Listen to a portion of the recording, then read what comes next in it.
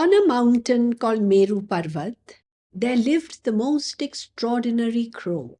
His name was Kakbhushundi. Not only was Kakbhushundi wise, but he was also the most amazing storyteller. And the story that he told over and over again was the story of Sri Ram, what you and I know as the Ramayana. Because he spoke in bird language, it was only birds that came to listen to him. And that shows that birds too love stories. Every evening, Kakbhushundi would settle down under a huge banyan tree where a large flock of birds, all kinds of birds, would have already gathered. There he would begin his tale, which would continue until nightfall.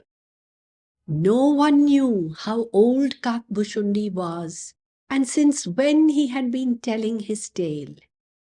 Each time the story ended, he would start all over again. The birds never tired of listening to it. Generations of them had been coming here with unfailing regularity. It was such an inspiring and endearing story that even the animals living in the region enjoyed it. Although they did not know bird language, they could understand the great love in Kakbhushundi's voice when he spoke of Sri Ram. And love, as you know, needs no words. Every being understands it.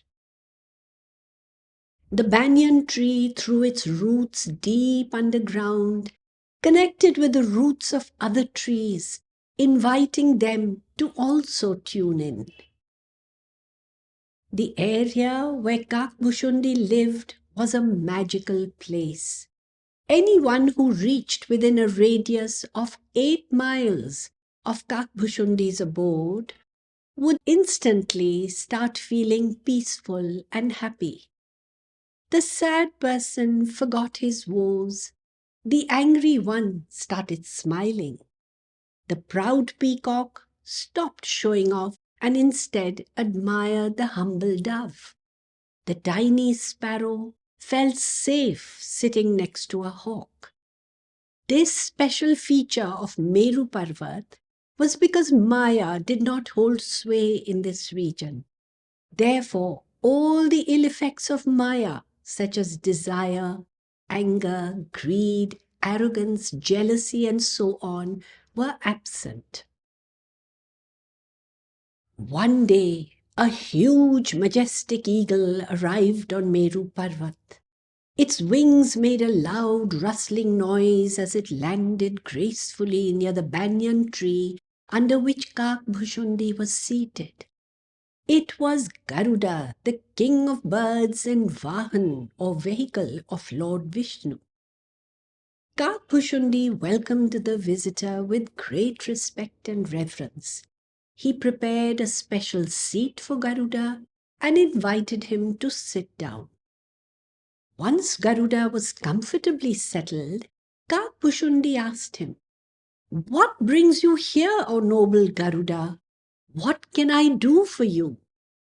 Garuda replied, "I have been sent by Lord Shiva to listen to your story because I am told that you narrate it better than anyone else."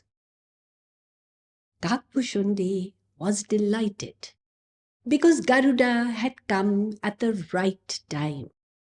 He was about to begin a new round of the story. But Kakbhushundi couldn't help wondering why someone as noble as Garuda, who lived in the constant presence of Lord Vishnu, needed to come to him. So he asked Garuda why exactly he wanted to listen to the story. Garuda confessed that once he had become very proud because of some service that he had rendered Sri Ram. At that point, he had even doubted the divinity of Ram. As you know, Ram is an avatar of Lord Vishnu. When he takes avatar as a man, He also plays the part of a man, and this play acting is called a Leela. If anyone takes that play acting to be real and considers Ram to be full of weaknesses like any ordinary man, then that person has become deluded. That is precisely what had happened to Garuda. Garuda confessed this doubt to Lord Shiva. Now, Lord Shiva, as you know, is the embodiment of knowledge. It is he who time and again assumes the form of the Guru to guide us. Lord Shiva instantly understood that Garuda's problem would be solved only if he listened to the story of Sri Ram from one of Ram's most ardent devotees, and Kakbhushundi was one of them. What was even better, he spoke bird language, and that would ensure that Garuda understood everything clearly and that all his doubts would be forever dispelled. It was now Garuda's turn to ask a question.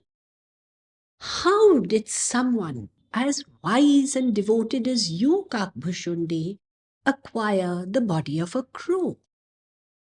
Kakbhushundi smiled and replied, I had been a human being and my name was Bhushundi. But I was argumentative, and as a result, a holy man once got angry with me. He said that my incessant foolish prattle made me sound just like a crow, and he cursed me to instantly become a crow. Kak means crow, hence the name Kakbhushundi. But thereafter the holy man felt sorry for me. He made me sit next to him, and he lovingly told me the story of the Ramayana. He also gave me the boon of assuming any form that I wanted.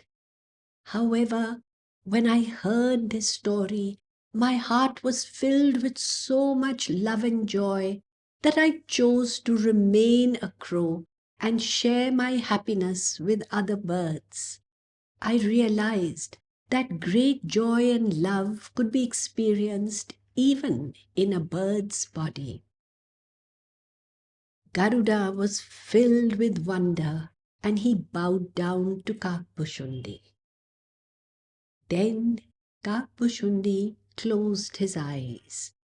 It was a signal that everyone should now settle down. He was going to begin the story. Very soon there was pin-drop silence, and we shall begin the story in the next session.